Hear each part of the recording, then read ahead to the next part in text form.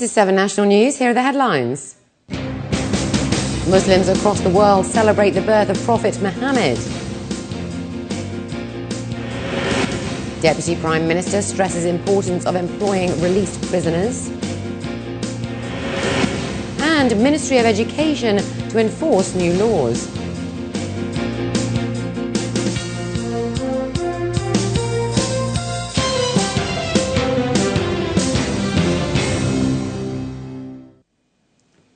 And in our top story, Muslims across the world are today celebrating the birth of Prophet Muhammad with prayers, eulogies and reflections on the life of a man that transformed the Arab world.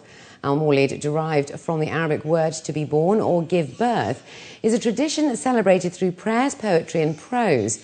Public commemorations of this special day are hundreds of years old, which began about 4 centuries after his death in 632 AD.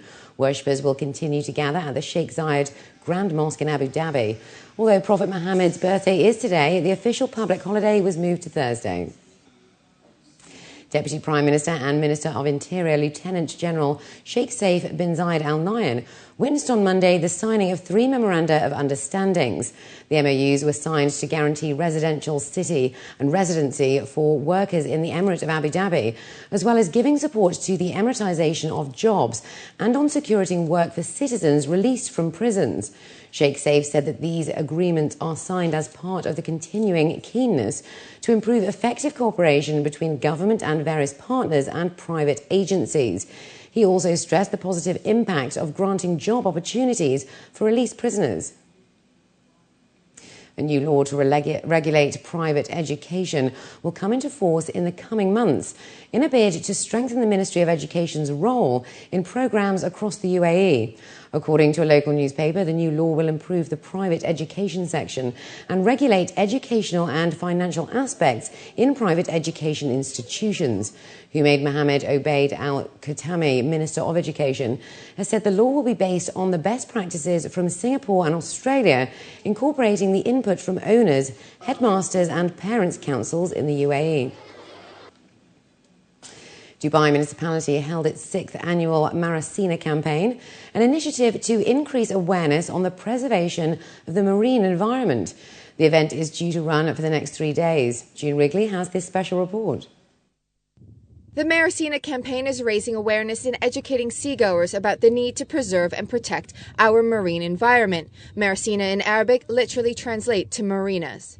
The campaign targets all seagoers in the Emirate of Dubai, whether they are using the sea for leisure, fishing or trade. The main goal of this campaign is to reach the largest number of people, but especially the next generation who will inherit the seas in the future.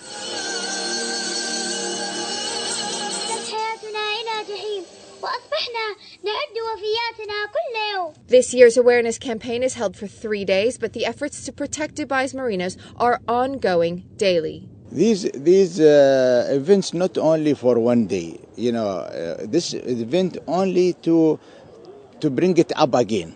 But we are the whole year. We have regulation, we have a system, we have laws among UAE to prevent any unacceptable behavior against the environment. There we are monitoring, we are moving toward a lot of people, we are fining people. These big ships is under control.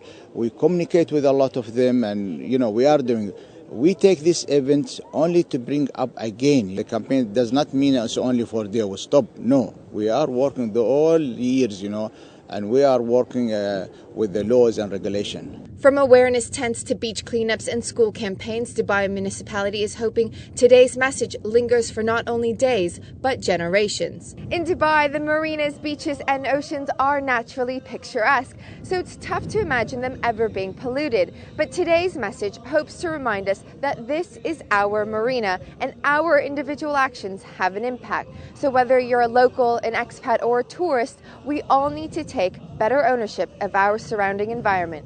June Wrigley, 7 National News.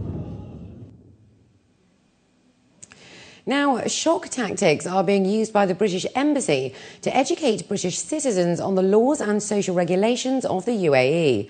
The proactive stand is being taken by both the embassies in the UAE to try and counter the high number of arrests and detentions of British nationals, both residents and visitors.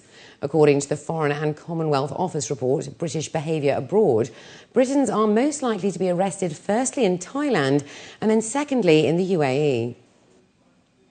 Dubai's deputy police chief called for more cooperation between authorities to combat organised crime gangs. This was stated during the 5th meeting of the Pink Panther team gathering, opened by Mayor General Khamis Mattar Al Mizena, Dubai's deputy police chief. The meeting was also attended by Ronald Noble, Secretary General of Interpol, police station directors and other delegations. This is the first time the meeting has been held outside of a European country. And looking abroad, the crew of a simulated Mars mission touched down on the Red Planet on Monday, marking the halfway point in an ambitious 1.5-year isolation experiment to test the strains of interplanetary travel. Dubbed Mars 500, the ambitious experiment, the first full-duration simulation of a manned flight to Mars, aims to test one of the biggest unknowns of deep space travel, the mental and physical strains of such a journey. Our ambition is to have this as much controlled as possible. Not to have any kind of glitches. Not to have any kind of sensational things. We just want to do a very smooth mission, a very controlled mission, and to elaborate the means how to do also such a real spaceflight mission in the future. The idea is to closely mimic the timescale of a manned flight to Mars. The crew are due to complete a further 2 spacewalks before February the 23rd, when the mission is due to start its return. And later on in the programme, we take a look at the Smart Life Adopt a Labourer programme.